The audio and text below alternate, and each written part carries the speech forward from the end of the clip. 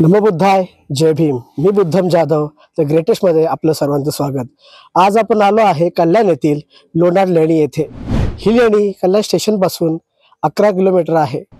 ही लेणी 1875 सिंक्लेअर या व्यक्तीने शोधून काढली. ही लेणी 5व्या शतकात निर्माण केली आहे. तर आज आपण या लेणीचं महत्त्व जाणून घेणार आहोत. या लोणार बौद्ध लेणीमध्ये आज आपल्याला देवदेवी त्यांच्या मूर्ती इथे पाहायला मिळतात. आज या बुद्ध लेणीचं इथे खंडेश्वरी देवी मंदिर झालेलं आहे. इथल्या गावकऱ्यांनी इथे हे देवी त्यांची मूर्ती इथे ठेवण्यात आलेला आहे. माझी आई सुद्धा या लोणार लेणी येथे गेली होती, तर तिचा आपण अनुभव जाणून घेऊया. माझे नाव विद्या पांडुरंग जाधव, वय 73. माझं माहेर कल्याण आदाडवाडी.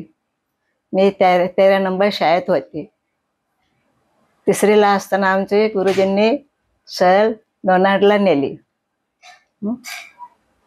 त्या टायमाला त्या लेणीमध्ये एकही मूर्ती नव्हती, नुसत्या खोल्या होत्या. त्या पाण्याचं कुंड पण होता, पण मूर्ती एकही नव्हती. आपण पाहू शकता समोर हे लेणीचं दृश्य आहे. सुरुवातीला आपण इथलं शिल्पपट पाहणार आहोत. या इकडे लेणीच्या उजव्या साईडला जर पाहिलं आपण, हे इथे आपल्याला शिल्पपट पाहायला मिळतं.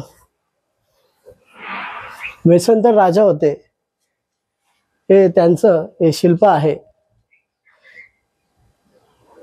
हे इथे कोरण्यात आलेलं आहे. या साईडला सुद्धा आपण पाहू शकतो की इथे हे शिल्पपट हे दगडात कोरण्यात आलेलं आहे.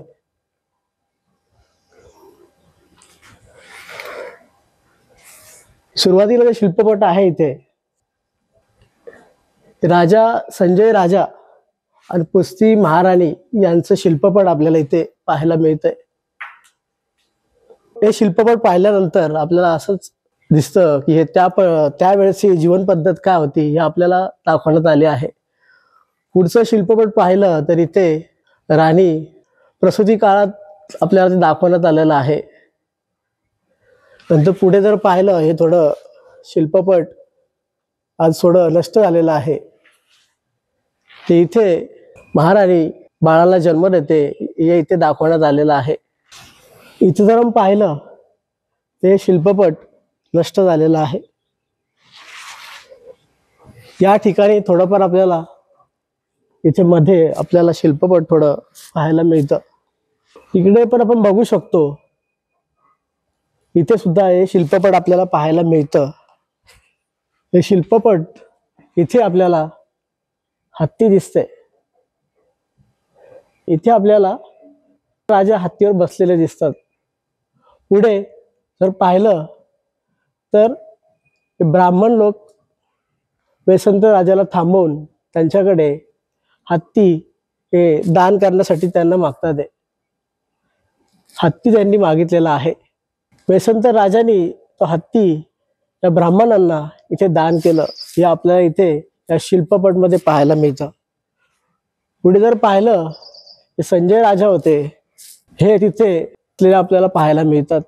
वेसंत राजांनी ते हत्ती ब्राह्मणांना दान दिल्यामुळे बरेचसे लोक हे नाराज झाले होते आणि त्यांनी आपल्या राजाला त्यांची ही तक्रार केली होती. हे असं शिल्पपट आपल्याला इथे थोडक्यात पाहायला मिळतं. या लेडीच्या डाव्या साईडला इकडे आपल्याला टँक पाहायला मिळते.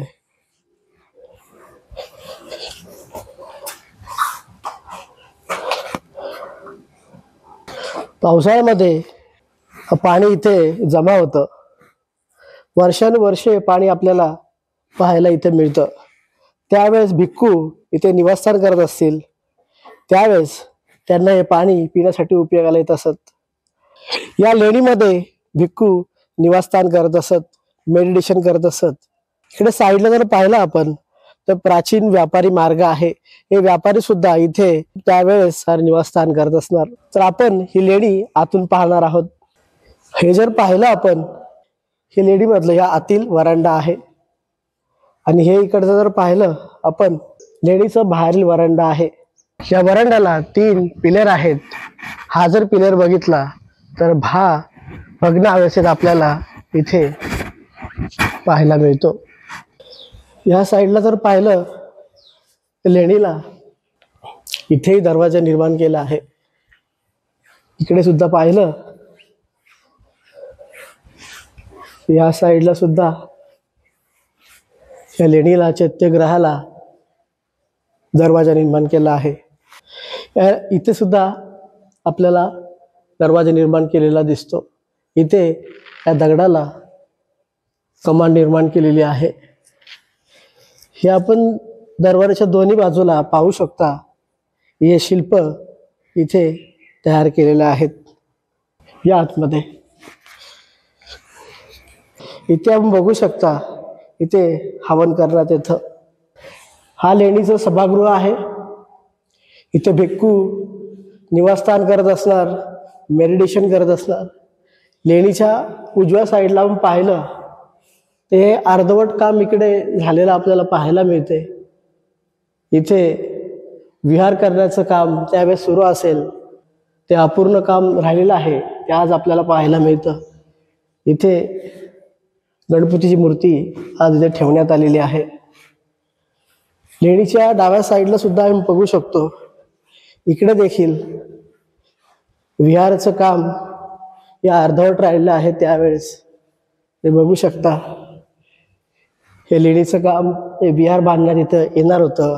हे अर्धवट काम त्यावेळेस झालेलं आहे. आज इथे देव आणि देवतांचे फोटो ठेवण्यात आलेत. लेणीच्या आतील बाजूस आलास तर आपल्याला इकडे खंडेश्वरी देवीचं मंदिर पाहायला मिळते. हे खंडेश्वरी देवीची मूर्ती इथे ठेवण्यात आलेली आहे. हनुमानाची मूर्ती इथे ठेवण्यात आलेली आहे. तुम्ही पाहू शकता.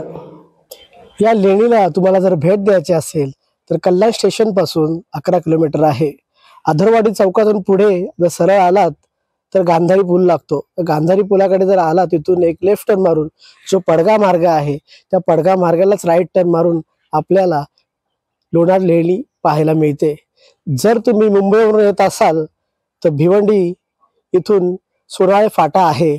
तिथून तुम्ही या पडगा मार्गाला आलात तर तुम्हाला लेफ्ट साईडला हे लेणीचं मार्ग आहे. हा जो मार्ग आहे हा लोणार लेणी इकडे जातो. या लेणीकडे जायचा जो मार्ग आहे तो आता नव्याने बनवण्यात आला आहे. हे रोड आत्ताच बांधण्यात आला आहे. आपण पाहू शकता अशा प्रकारे हा रोड तयार केला आहे. या नवीन रोडमुळे लेणीकडे जाण्याचा मार्ग सोपा झाला आहे.